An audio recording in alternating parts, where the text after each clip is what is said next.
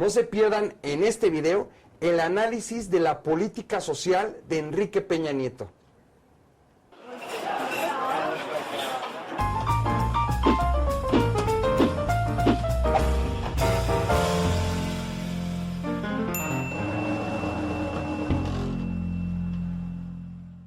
Tuiteros, facebookeros y youtubers, hola, ¿cómo están? Les habla su amigo Jorge Sotomayor.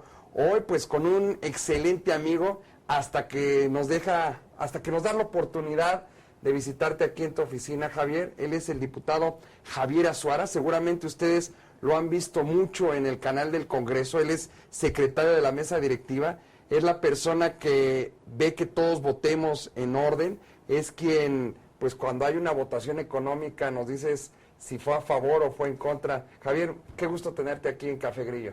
Muchas gracias por la invitación y es un placer el poder comunicarnos con todos los jóvenes, con todos los personajes que hoy en día forman parte de este 62 legislatura y en este sentido poder hablar el análisis de este segundo informe de gobierno en materia de política social.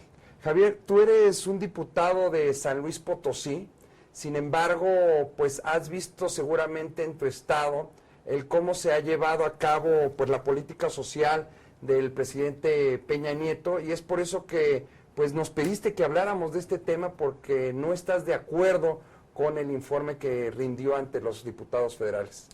Primero que nada, compartirte que en un país como el nuestro, con alrededor de 118 millones de mexicanos y que más de la mitad esté en pobreza extrema, es lamentable que el tema de política social esté vinculado a un tema que es el electoral.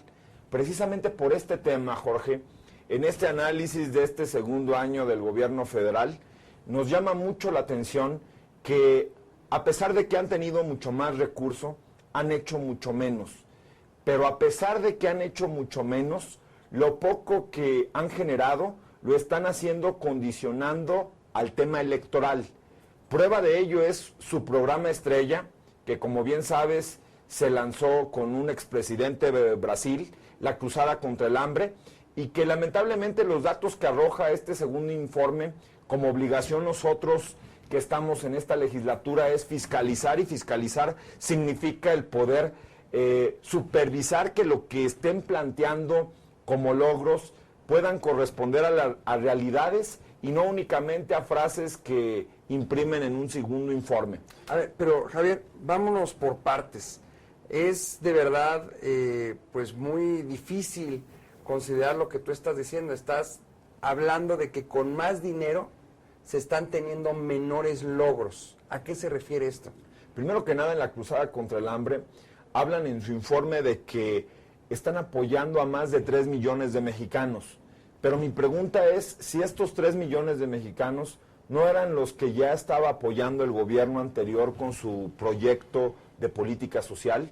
Como un ejemplo, el tema de la tarjeta sin hambre, que comentan que la tienen alrededor de 600,000 mexicanos. Y estos 600,000 mexicanos ya eran los que estaban siendo beneficiados con programas como el de oportunidades o el de apoyo alimentario. Con otro rubro, compartirte que bajo qué parámetros se definen qué municipios están en la Cruzada contra el Hambre y qué municipios no tienen la oportunidad de tener este beneficio. Ser por cantidad de personas, por el número, lo grande que es el municipio, por las carencias que tiene cada municipio, o cómo es que se hace. Hay un registro ya muy grande para poder generar este tipo de proyectos. Debemos de irnos a los municipios que tienen alta marginación. Hay criterios a nivel mundial, sobre todo de desarrollo humano, que te permiten escoger municipios que puedan tener condiciones para poder llevar este tipo de apoyos. Lo lamentable, Jorge, es de que yo soy del estado de San Luis Potosí. Tenemos 5 municipios de alta marginación y en 3 de ellos no está este programa, y sí lo está en Ecatepec, que electoralmente es rentable. Ecatepec es en el Estado de México, donde fue presidente el actual gobernador, Erubiel, y que lamentablemente por ser un municipio de alta rentabilidad electoral, sí pertenece a este programa de Cruzada contra el Hambre, y hay otros municipios, más del 60% de los que hoy están, que no tienen este tipo de condiciones. Mi pregunta es, ¿bajo qué criterios seleccionan los municipios para poder ser beneficiarios de este programa? Y en síntesis, mi respuesta es que es electoralmente. El programa Cruzada contra el Hambre lo que está buscando es ir a una elección del 2015 con este juego de recursos que bajo el concepto de política social lo que buscan es condicionar el voto de los que no tienen la posibilidad de poder tener ni para poder comprar los productos de la canasta básica y así poder condicionar el voto de los mexicanos a favor de un partido político. A ver, lo que estás diciendo es que se están aprovechando del de hambre que de no y de que no hay políticas claras de qué es lo que se tiene que hacer, y al no haber políticas claras, pues lo están utilizando de manera electorera. Y tú sabes que el Coneval fue, gracias a los gobiernos del PAN, un instrumento para precisamente tener la responsabilidad de que el manejo de la política social se haga sin ese tipo de conductas, buscando un interés electoral y no un interés de desarrollo humano de los más de 50 millones de pobres que hoy en día hay en nuestro país. Ahora, cambiando un poco de tema, ya hablamos de la cruzada contra el hambre. ¿Qué pasa en términos de educación, por ejemplo? Lamentablemente, desde el inicio de esta administración, el presidente se comprometió a poder generar cobertura universal en educación media.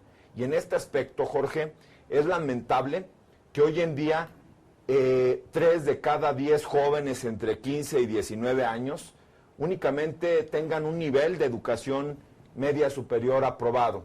Es lamentable que la educación en términos generales se esté privatizando y es lamentable que no haya avances en este sector. Hoy en día vemos cómo el problema de la juventud, que es más del 30% de estos 100 millones de mexicanos que somos, es lamentable que no existan condiciones para poder fortalecer el tema educativo, que es la única forma de poder lograr una mayor justicia social y en este sentido evitar esta gran brecha que existen entre pobres y ricos. A través de la educación es la única herramienta para poder salir adelante y poder generar condiciones de equidad en nuestro país. Oiga, a ver, pero bueno, a ver, el Ejecutivo Federal sí ha hecho cosas. Envió una propuesta para que se modificara pues toda la legislación en materia educativa. Se están implementando. ¿No es esto suficiente? Lamentablemente, esto es un logro del Congreso de la Unión.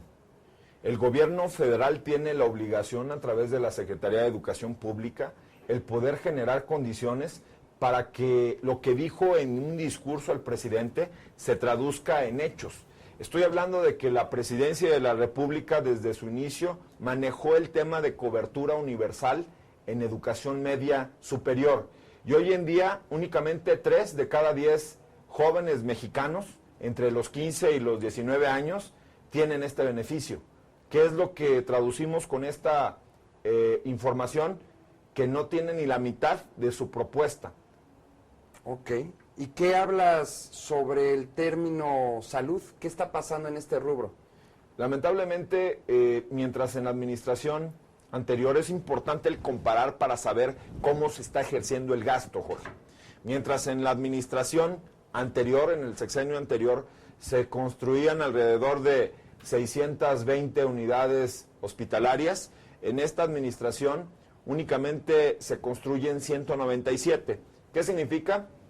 En esta administración bajamos 3 veces la capacidad de poder construir unidades hospitalarias y con esto beneficiar a las personas que no tienen recursos para ir a el tema de salud a una unidad privada. En este sentido es lamentable que no sea eficiente el término de proyectos de salud que este gobierno está desarrollando y es lamentable que, como comenté en un inicio, con más recurso están haciendo mucho menos. Oye, muchas veces me ha tocado ver en la televisión, en los medios impresos, la queja de varios reporteros que hablan de que se construye un hospital y que pues es un elefante blanco porque no tiene instrumental o ni siquiera tiene médicos. ¿No crees que esta sea la causa por la cual no se haya construido infraestructura médica? Cuando hablamos de unidades hospitalarias, tienen que ver también con los insumos que se requieren para poder atender las enfermedades de los mexicanos en general. Ellos tienen la responsabilidad de poder generar condiciones para poder dar este tipo de servicios. Ok. Oye, bueno, ya nada más para terminar, ¿qué pasa con la equidad de género y el combate a pues esta desigualdad que hay con las mujeres? Hay un desinterés generalizado en el tema de la equidad de género. Quiero compartirte que en nuestro país cada día se mueren por asesinato, por violencia hacia las mujeres, 7 de ellas al día. ¿Qué significa? Que en el tema de los feminicidios, en el tema de la violencia hacia las mujeres, deja mucho que desear este gobierno federal. O sea, se mata con mayor facilidad a la mujer que al hombre. Efectivamente, 7 mujeres hoy en día están siendo atacadas, están siendo violentadas. 7 mujeres de cada 10 asesinatos. 7 asesinatos diarios en nuestro país. Okay. Hoy en día, lamentablemente, estamos con una cifra alarmante de 7 mujeres que están siendo violentadas, que están siendo asesinadas, y que el gobierno federal no ha atendido responsablemente el tema de los feminicidios y el tema de la violencia hacia las mujeres, sin contar el acoso laboral, la falta de mecanismos que permitan una equidad responsable de parte de las instituciones. Oye, Javier, estamos a punto de entrar en la discusión del presupuesto para el próximo año, lo cual evidentemente pues va a tocar el aspecto de las políticas sociales. Esto significa que como tuvieron un alcance bajo con mayor cantidad de dinero, ¿hay que cerrarles el agua del dinero?